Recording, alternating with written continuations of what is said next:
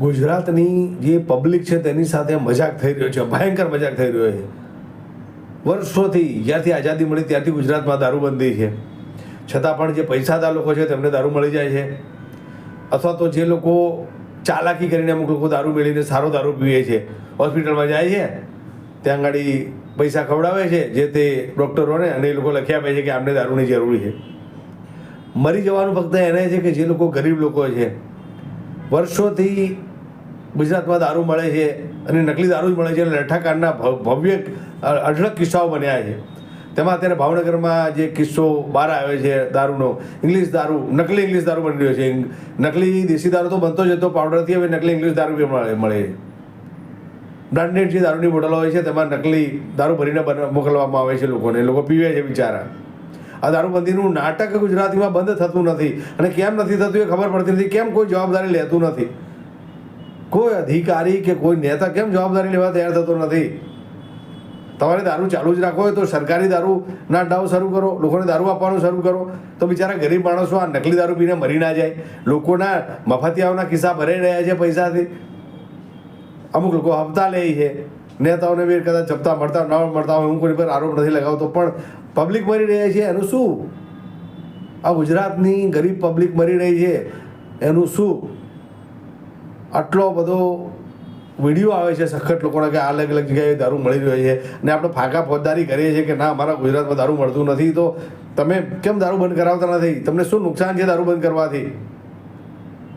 આ જ દારૂ વેચાઈ રહ્યો છે, તે દારૂના પૈસા અત્યારે અમુક જે સત્તાધીશો છે, અમુક ડિપાર્ટમેન્ટમાં, પોલીસ ડિપાર્ટમેન્ટમાં જે ખરાબ માણસો છે તે લોકો હપ્તા લઈને દારૂ ચલાવી રહ્યા છે.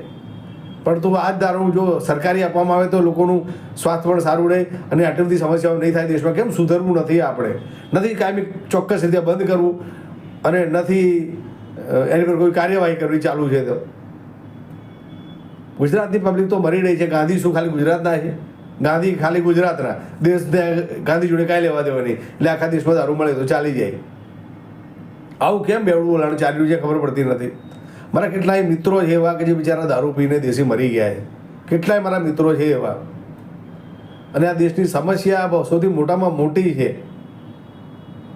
આના માટે કંઈક થવું જરૂરી છે. બંધ કરો તો 100% બંધ કરી નાખો, અને ચાલુ રાખો તો સરકારી જે પરમિશનવાળા હોય છે એ પ્રમાણે ચાલુ કરો. આ નાટક તો બંધ કરો કમસે કમ દારૂના. ગુજરાતમાં દેશી દારૂ મળતો નથી, નાટક. ઇંગ્લિશ દારૂ નથી મળતો, એ નાટક. કોઈ જવાબદાર લેવા તૈયાર નથી. સરકાર આટલા વર્ષોથી કામ કરી રહી છે, છતાં પણ હદ થઈ ગઈ છે હવે તો. મહેરબાની કરો.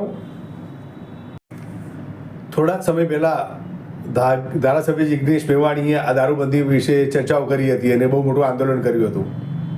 તો અમુક ભાજપના જ નેતાઓ જિગ્નેશ મેવાણીને વિરુદ્ધ જેવું તેવું બોલવા લાગ્યા હતા કે જિગ્નેશ મેવાણીને પ્રચાર કર્યો છે પોતાનો, ને આમ છે ને તેમ છે ને ખોટું છે, દારૂ મળતો નથી ને, એ તો ખાલી લોકોને ભડકાઈ રહ્યા છે ને. અમુક પોલીસ ખાતાના જે પરિવારો હતા તે પણ ઊભા થઈ ગયા કે આ જિગ્નેશ મેવાણી આ પોલીસવાળા લોકોની પણ ખરાબ બોલ્યા. અરે ભાઈ, જિગ્નેશ મેવાણીની પણ તાકાત નથી કે સારા જે ન્યાયપ્રિય વ્યક્તિ હોય, જે ઈમાનદાર હોય એની વિશે એક શબ્દ બોલવાની જિગ્નેશ મેવાણીની પણ તાકાત નથી. જિગ્નેશ મેવાણી સંવિધાનથી ઉપર નથી.